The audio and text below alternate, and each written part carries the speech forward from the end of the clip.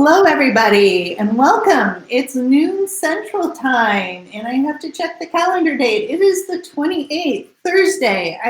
This COVID thing and lockdown and not lockdown, dates get a little blurry for me. I get date and time challenge. My name is Kelly Valtzell. I'm CEO of Beyond Indigo Pets, and today our guest is Dr. Kimberly Pope-Robinson. She's lovely. She has brightness. You just have brightness that comes out of your soul. It's always awesome to see. Do you want to tell us a little bit about yourself, Kimberly? And you're from One Life Connected, which you founded. So What's going on? What is it? How does it work? What do you focus on? So I'm Dr. Pope, or Kim, and I am a veterinarian.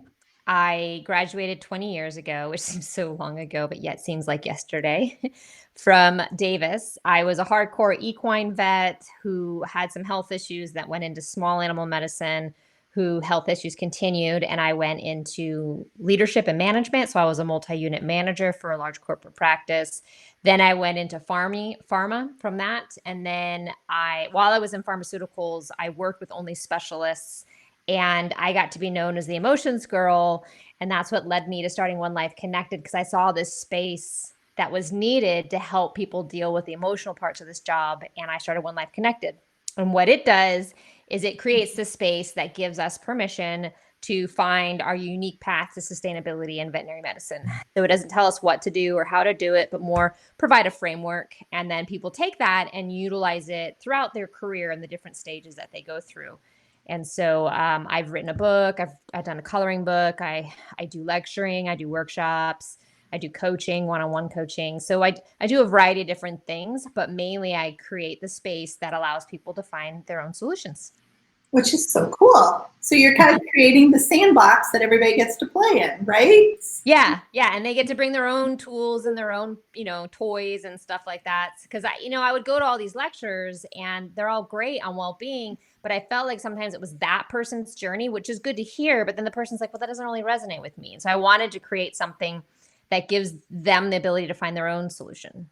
Mm-hmm. I think that's awesome. And today you're going to bring some tips with that solution, right? Yes. Because you have some ideas, there's some patterns that you're seeing, and we have it on the ticker bar down below, Hope Gratitude. Do you want to tell us a little bit of the overview, and then we can dive into each one of those?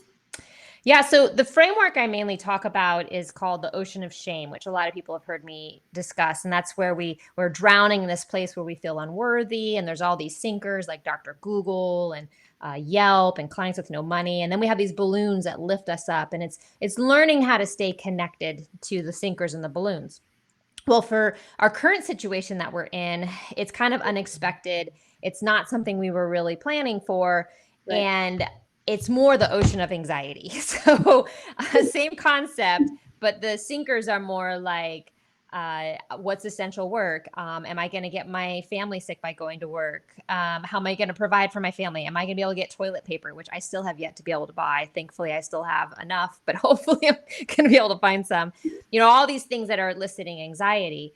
Well, when the anxiety is elicited, just like when the shame's elicited, a lot of times we feel fear. And when we feel powerless and fear, we go to this place of blame and judgment. And that can be inward or outward. So a lot of us are in this ocean of anxiety right now. And some of us is the first time we've really felt anxiety. For others, it's like, oh, welcome, old friend. I know you've been here before. And it's learning how to manage through this ocean that now is just overwhelmed with sinking things that are not just COVID-19 related, but also just the shift that we're having to do for our society, right? And to support everybody. And so we are learning how to embrace these new sinkers, but then also how to re-embrace the balloons, the things that lift us up. And those are our emotional, spiritual, physical, and mental balloons. And some of those are having to adjust because like some people's mental balloon might be going to CrossFit every weekend and now they couldn't, right? Because it was closed, or going to do soccer with their kids on the weekends and now they're not able to do that, or baseball games, right? And so people are having to reinvent what their balloons look like. And so I recently did a lecture on this, talking about this ocean of anxiety.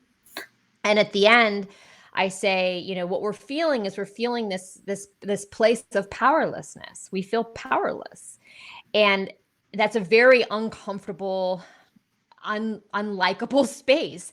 And when we feel powerless, we still want to control everything, and yet we can't, right? Right. And I have a really good veterinary friend of mine who explained to me that when he was in vet school and he was driving from Davis down to LA to visit his family, one day he got in a car accident. And while he was in that car accident, his car starts to flip. So again, he's in a place of powerless, right? And he still found himself trying to steer the steering wheel when the wheels aren't even touching the ground. And in that moment, he realized, I can't control everything. There's a point where you have to just kind of like, control what you can control. And so that's what I like to talk about people about this space is it is very powerless at times. And it's not about turning everything into positivity, because there are some really crappy things that are happening, you know what I mean? And some really sad things and a number of secondary traumas that out there. You can't turn that into making it positive, right? Right. It's more being able to look at it from what can I control? What can I put my energy into, as opposed to trying to put all of our energy into those anxiety sinkers that we have no control over, right? And still trying to keep control of. And so there was 3 points that I brought up, and that is the power of hope, the power of gratitude, and the power of presence. And how these look is the power of hope is something that's incredible. Now, hope can cause some of our sinkers, but it can also be part of those balloons in that ocean of anxiety.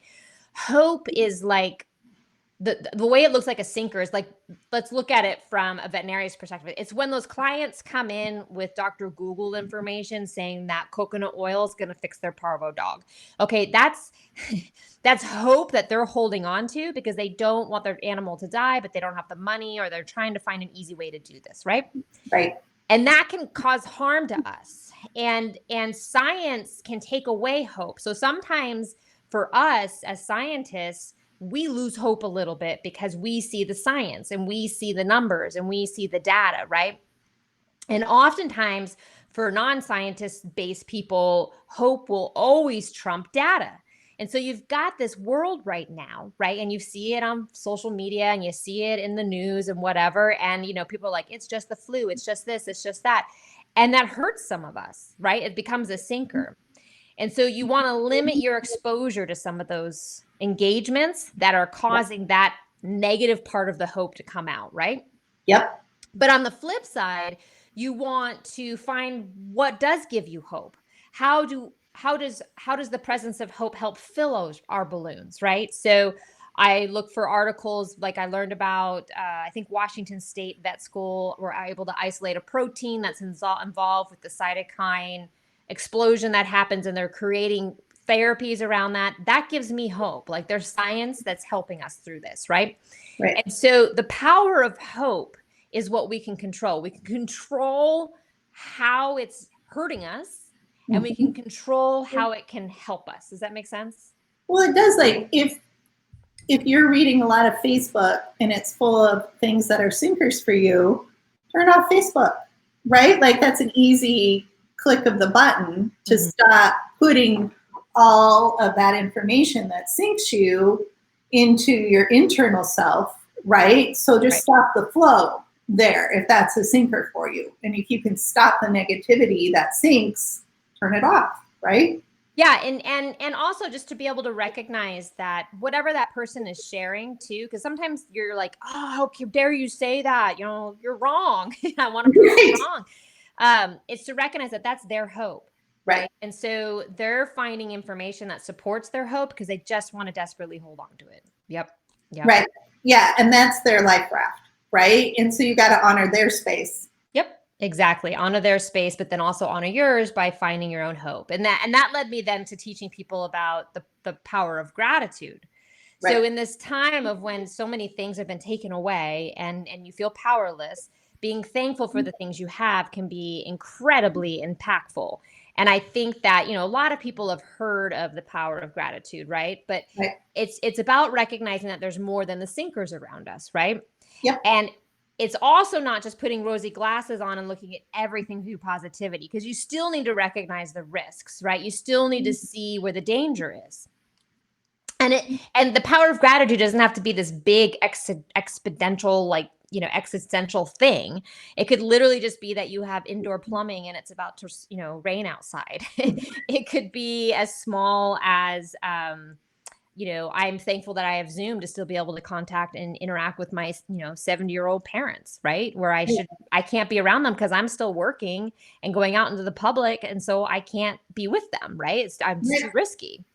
It's what do we have today that they didn't have in 1918 during the Spanish flu, right? Like, we take for granted that we have telephones, let alone Zoom, let alone a phone that we have in our hand, let alone Netflix, let alone books, right? Like in the 1918, like I don't even think they had phones or TVs in their houses. You know what I mean? Like we have so many things, and the advancement of medicine and communications and being able to handle this. If we had this same disease hit us as a society in 1918, maybe would have seen a lot worse amount of deaths and devastation because of the lack of being able to handle it, right? Right. So for me, I try and think of 3 things I'm grateful for at the end of every day to help me remind myself that it's not all those sinking moments, and it's not about putting positivity on the sinking moment. Yeah. And so the last one that I've talked with people about is the power of presence. And that's because we're no longer really measuring ourselves on like productivity and tasks and getting things done, because you can't just go down your list, right? Because you can't go to the, places that you used to go to and stuff. And so it's being aware of that emotion of what does it feel like? How do I feel in this moment? Like being present with that emotion of where I'm at when I'm sad, when I'm angry, when I'm frustrated. And then still being able to find the beauty in the space that you're in, like sitting outside and listening to the birds or listening to the rain or whatever that is for you. And just stopping and taking a moment to breathe and recognizing that presence is just as powerful as being productive. And so making that shift and like, I am productive because I am being present in this moment. Like right now I'm present with you. You know what I mean? And, because I know before pre-COVID, my to-do list would be like 5, 6, 7, 10 things before noon. And then I was like, I'm happy if I got a shower in before noon. You know what I mean? At one point, I was just like, I am happy that was my, but I recognized how present I was, even though I wasn't being like productive. Does that make sense? It's all changed, right? Like life right now is fast but slow. Like what makes us fulfilled at the end of the day is different than what it was 3 months ago, right? And all of that shifting, and it's been a slow moving shift in some ways, as every day goes on, and we have to embrace the new and let go of the old thinking patterns, because some of what you're talking about is letting go of what's holding you back, because that causes you to sink into the anxiety, right? So it's embracing what you can control, right? That floats your boat. But that means you might have to change inside. Yes. A lot of people are having to like introspectively. Yeah. I call it moving away from that name, blame, judge, like I was talking about, and moving towards recognize, embrace, connect. So that means recognizing how you feel, embracing it, and then still finding ways to connect with yourself and others. Exactly. And I use those 3 points to help me hope, gratitude, and presence as I'm like floating in this anxiety ocean, Right. And it's a constant check-in, like I call it your internal landscape. You may have to do some gardening in your internal landscape and look at where some thorns are growing up or some weeds are growing up. And that's just because I'm a gardener, right? So that's my the analogy is good though. It's good. That's a good analogy. Yeah. Yeah, because it's only my garden. I'm the only person who can tend it. Nobody else can tend it. I actually know what's in there, or I should be looking at it, right? Yep. But looking at gratitude and looking at hope and honoring other people's hope. I think you have a really excellent point there about honoring other people's hope and not being their sinker, because you don't want to shoot down their balloon that they're trying to put up either. Yeah. I mean, if I have a hard time with seeing these, I've just did the 30-day silent for people. Because I still love them and they're my family and friends, and I've just made them silent. Cause I'm like, you know what? They're struggling and that's their hope. And I don't agree with it. And I'm just going to go ahead and silent them for a bit. And they're not, they're doing what they're doing. love from a distance, right? Yep. And I don't need to get in an argument with them. You know, they're not directly coming at me. They're not telling me I can't, you know, wear a mask or whatever.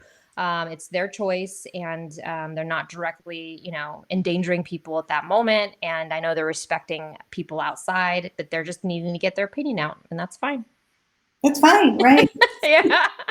So I love it. So you have a website, and we're going to put it up here for people. So if they want to see more information about you, your book, your coloring book, things like that, because, you know, today's a little snapshot. We only do 15 minutes about this just to kind of get people like, hey, there's something there. Maybe they resonate and they go, this is for me. I need to learn more about this, right? So this is where you can go see Dr. Pope. So this is the presentation I mentioned is on that website. Oh, is it? So they can for free. So they could go listen to the whole like 40 minutes that goes into it deeper.